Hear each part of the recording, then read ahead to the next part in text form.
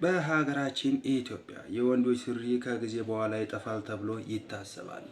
ምክንያቱም የወንዶች ሱሪ ሴቶች በአብዛኛው እየለበሱት ነው ተብሎ ይታሰባል።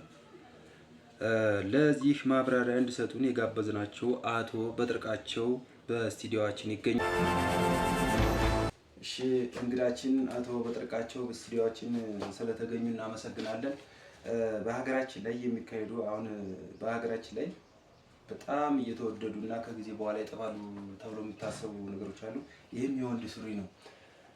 ምክንያቱም የወንድ ሱሪዎች ሴቶች በአብዛኛው እየለበሱት ነው ተብሎ ይታሰባል እና ስለዚህ አስተያየት አለ ስላለህ በስቱዲዮአችን አቅርበናል። እስኪ ሀሳብን ብትገልጽልን። በቅድሚያ ስለጋበዛችሁኝ በጣም አመሰግናለሁ።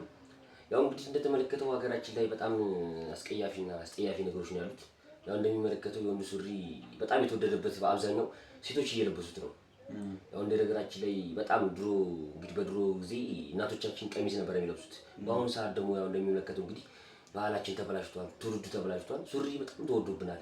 አንደኛ እዚህ ላይ ጫና የመጣብን ደግሞ ሴቶች የወንድ ሱሪ ስለለበሱ ነውና ይሄ ሱሪ ደግሞ ከኔ ይበልጥ ደግሞ በጣም ብዙዎች ማብራሪያ የሚሰጡ ሰዎች አሉ።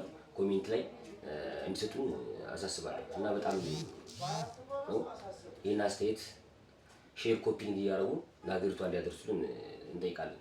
እሺ እንግዳችን እናመሰግናለን ስለሰጡን ማብራሪያ። ያው እንግዲህ ይሄም ነገር ይቀረፋል ተብሎ ይታሰባል። በቀጣይ ላይ የምንጋብዛቸው እንግዳሉን የተከበራቸው አድማጮቻችን አንድ ዩኤስኤን የሚባል ድርጅት ያቋቋመው አንድ ካምፓኒ አለ። የሱም ልብስ ለወንዶች ይቀርፋል ወይም ደግሞ ለሁሉም ይቀርፋል ተብሎ የሚታሰብ ካምፓኒ ያቋቋመው አለ። እሱን ቀጣይ ፕሮግራማችን ጋር ይዘን እንቀርባለን።